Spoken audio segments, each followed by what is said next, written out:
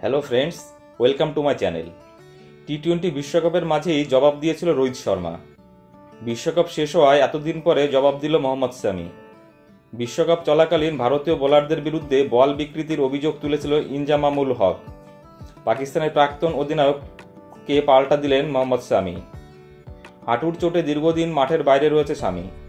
অস্ত্রোপচারের পর ধীরে ধীরে সুস্থ হয়ে উঠছেন তিনি। নেটে বোলিংও শুরু করেছেন। তার মাঝেই একটি সাক্ষাৎকারে পাকিস্তানের অভিযোগ নিয়ে মুখ খুললেন তিনি। শুধু এবার টি-20 বিশ্বকাপে নয়, গত একদিনের বিশ্বকাপেও ভারতীয় বোলারদের নিশানা করেছিল পাকিস্তানের প্রাক্তন ক্রিকেটাররা। সেসবেরও জবাব দিয়েছিল শামি। ভারতীয় পেসার বলেন, পাকিস্তানের প্রাক্তন ক্রিকেটাররা কখনোই আমাদের ভালো দেখতে পারে না।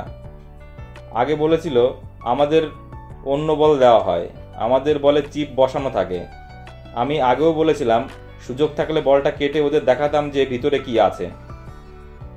যদি বলাররা সুইং ও রিভার্স সুইং করায় তাহলে সেটা তো বলারের কৃতিত্ব, সেটা ওরা বলতে পারে না। ইনজামামের অভিযোগ বোকা বোকা বলেই মনে করেন মোহাম্মদ শামি। তিনি বলেন যে ওদের বিরুদ্ধে ভালো খেলবে তাদেরই নিশানা করবে ওরা। ধরুন আমি ডিভাইস লাগিয়ে বল করছি, কিন্তু ভুল সুইচ টিপে ফেললাম, তাহলে ইন সুইংয়ের বদলে আউট সুইং হয়ে গেল।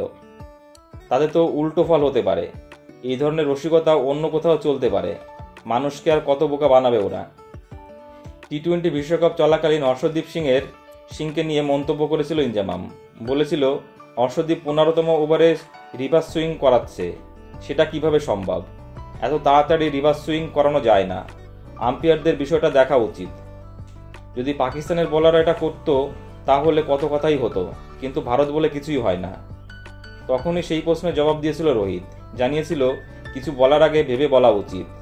এবার শামিও ইনজামামকে নিয়ে মুখ খুলতে শুরু করলেন।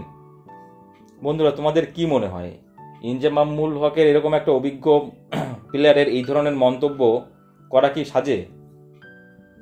সে পাকিস্তানের প্লেয়ার হোক বা যেখানের প্লেয়ার হোক, যেটা ভালো, যে বলিংটা ভালো করলে তার অবশ্যই প্রশংসা করতে হবে। কিন্তু পাকিস্তানে দেখা যাচ্ছে পাকিস্তানের ক্রিকেটাররা প্রাক্তন কি বর্তমান সবাই ভারতের ক্রিকেটার নিয়ে সবসময় সমালোচনায় ব্যস্ত থাকে। ওদের এই মানসিকতা এখনো ওরা চেঞ্জ করতে পারেনি, যে কারণে ওদের ক্রিকেটটা আমার মনে হয় যে এত তলানির দিকে নেমেছে। ওরা নিজেদের উন্নতি না করে অন্যদের সমালোচনায় ওরা ব্যস্ত। ওরা অন্য কোনো দেশের পজিটিভ সাইনটাও পাকিস্তানের ক্রিকেট কর্তারা দেখতে পায় না, যে কারণে ওদের ক্রিকেটের আজ এই হাল। বন্ধুরা, আমার সঙ্গে একমত হলে প্লিজ কমেন্টস করে জানাবে। আর আমার চ্যানেলটা ভালো লাগলে অবশ্যই লাইক, কমেন্টস এবং শেয়ার করে দেবে বন্ধুরা। আর চ্যানেলটি সাবস্ক্রাইব করে দেবে। সকলে ভালো থেকো, ধন্যবাদ।